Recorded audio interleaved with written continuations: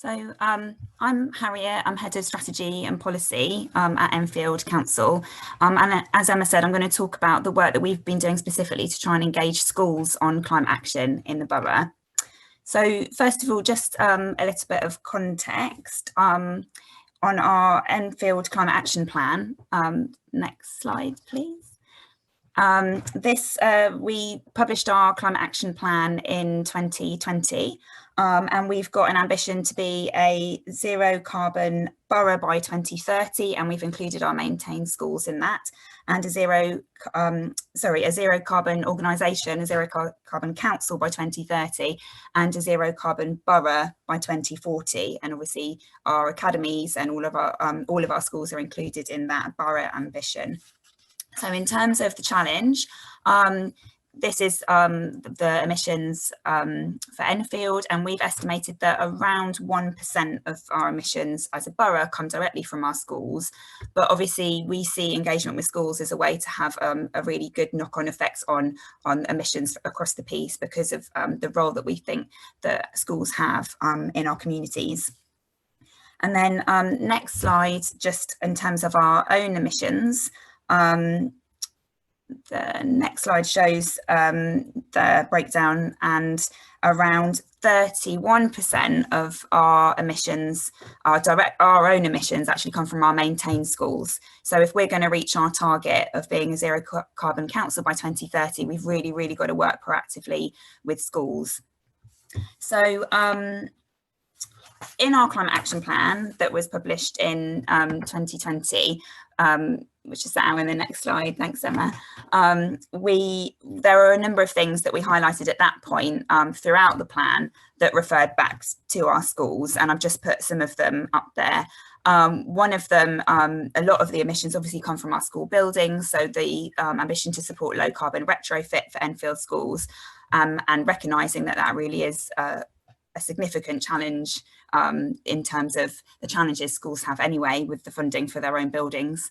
Also to develop our offer to schools who we procure energy for, so that we have 100% REGO renewable electricity when we procure electricity for our schools. We have ambitions around school streets and the cycle routes, working with schools on waste. We have a big focus in Enfield on urban planting and forest and woodland programme, and that's an area where we really see engagement with schools as being really beneficial. And then just generally to encourage and support schools with climate action. So in terms of schools in the borough, we have 96 state schools, a mixture of academy and LA maintained, but slightly more than half are LA maintained.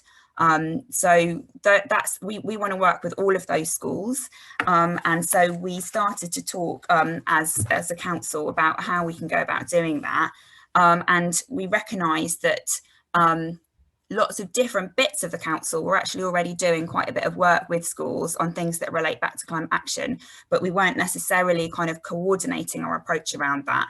And I think that the feeling was that if we sort of come together as a council, we can better support schools and have a bit more of a coherent offer and way to engage with them. Next slide, please. We decided that there were to sort of divide the work up in these 4 areas: nature-based solutions, reducing energy and carbon, so big focus on buildings, active and sustainable travel, and reducing waste and increasing recycling and composting. So we felt that those were the 4 areas that we wanted to engage on. And that helped us kind of determine who in the council we needed to bring together. In terms of the local authority role, we know that a lot of the action needs to be schools themselves. So our role we see as really being a way to facilitate discussion and collaboration between schools.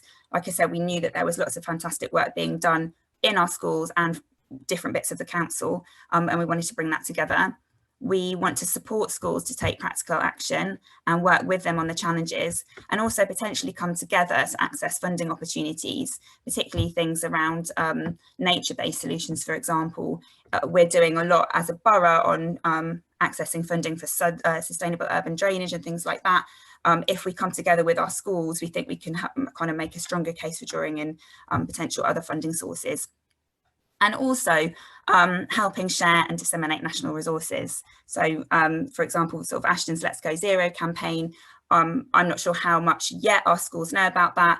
There are lots of resources out there, and I think that the local authority can kind of help channel that in through our kind of newsletters and school forums and head teachers forums and things. We can be a kind of a conduit to sort of send that national information in across our schools. Next slide. It's gone on strike. Apologies. I'm trying to go to the next one. Okay. I think the next slide sets out the different teams across the council, which I've sort of mentioned. So I'll keep talking, and then hopefully the slides will catch up. There we go. So obviously our education department, we've got our highway services that work on our sustainable urban drainage, wetlands, etc. We have transport teams, public realm in terms of waste and recycling. Then we've got other teams on construction, maintenance and facilities management, working with schools. And then my team, corporate strategy and communication service, our role is sort of being to try and coordinate that and help deliver the strategy by bringing sort of all of the different parts together. So we set up a schools climate action network. We started work on that sort of in January, and we had our first network meeting in March. I was really pleased that we had 24 schools signed up to that, and we had around 40 people attending on the day, bearing in mind this was kind of, we were still in lockdown, and schools obviously had huge challenges, as they still do at that point. So it was really, really encouraging that so many schools kind of signed up to the network. If we go on to the next slide when it can. We really used that first network meeting to introduce, give an overview of our council climate action plan, and then set out those proposed areas of activity that we felt that we could support schools with for their feedback and their ideas. And then for that first network meeting, we had a presentation on nature-based solutions from our principal engineer and a schools building surveyor jointly presenting on that. And then we had one of our schools talking about a scheme that they'd recently launched on energy monitoring in their school.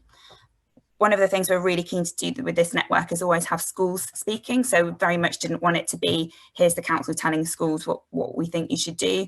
Right from the start, it was kind of, this is the areas of activities we think that we can work with you on. What do you think? And always making sure that schools are learning from each other, because that's the best way for them really to be kind of inspired and supported to take action. And that went really well in that first network meeting. And then we allowed time to kind of discuss in groups, start to share learning and develop ideas. And the other thing this has really been helpful for with the council is we're learning so much, like we're getting so much information. With 96 schools, a mixture of different schools, sometimes it's hard to keep up with what's happening. And this just means that we've got this amazing source of information now, which we can then kind of help tap schools into other forums and networks in the future, and really kind of share that learning out of the school sector as well. And then we had a feedback survey to see how schools felt about the event and what they wanted to do in future. So that was the first network meeting in March. Next slide, please. Since then, we've been continuing to support action. We've had quite a lot of inquiries and interest direct from schools now on different parts of the programme. So the nature-based solutions presentation was extremely popular, and we've that bit of the council are having lots of inquiries from schools who want to work with us on kind of potentially kind of rain gardens and things on their school site, and also again sharing we've got a better picture now of what schools were already doing independently as well, and as well as that kind of one-to-one contact that's been happening since then, we set up our second network meeting that happened last week, And this time we had 10 schools attending, which is less, but I think the feeling from Education Department is sort of this point in the summer term, schools are kind of really kind of have a lot going on to kind of make it through to the end of term. But 10 schools attending, and other schools who weren't able to attend still getting in touch as well. So the network isn't just about the meetings, it's about the contacts and the relationships that we're developing with the schools. But at this network meeting, we focused on sustainable and active travel, again, having one of our schools talking to other schools about their experience of their school street. And we had a session on waste recycling and composting, which we tested some suggested initiatives that we want to do on schools outreach to get feedback. And then we had a session on youth-led climate action. And thinking back to Wandsworth's presentation just then, lots of learning that we can take from you, but that we really want to kind of work with schools and bring together our youth parliament and work towards a youth summit on climate as well. So this school network is really going to help us to do that. We've also launched a new handbook, which really kind of pulls all the information from those different teams into one place so that schools have one resource where they can see what local and regional resources are in place to help them take action. And schools are telling us they want us to carry on having these termly meetings. So we'll continue to kind of work towards that, those kind of events once a term. Just on the handbook, I think I've got one more slide on that. We published our handbook on our website this week. That sets out what schools can do, how the council can support them, and also some signpostings of kind of national resources under those different areas of activity that I mentioned. And the other thing which I'm really excited about in this is that we work with our education department to link each of those sections back to the curriculum. So we've been really clear that, first and foremost, schools are focusing on the curriculum. And we wanted to show that what we can support schools with around climate action isn't separate to the curriculum. It's something that can run throughout, and actually it can really enrich lesson plans and what they're having to do through all the key stages as well. So in that handbook, we've got from early years foundation stage through to key stage 5, the kind of activity and which bit of the curriculum that it relates back to. And I should have said earlier, actually, in terms of our network, we're reaching out to anybody within a school. So we've been really clear that this is a network for head teachers, governors, teaching assistants, business managers. And it's really been a really big mix of people who have engaged from different schools. So in some cases, it's the business manager who's really keen. Sometimes it's the head teacher, sometimes it's the geography lead. So that's, I think, been really positive because it means we have people's perspective from all different parts of the school kind of as part of the conversation.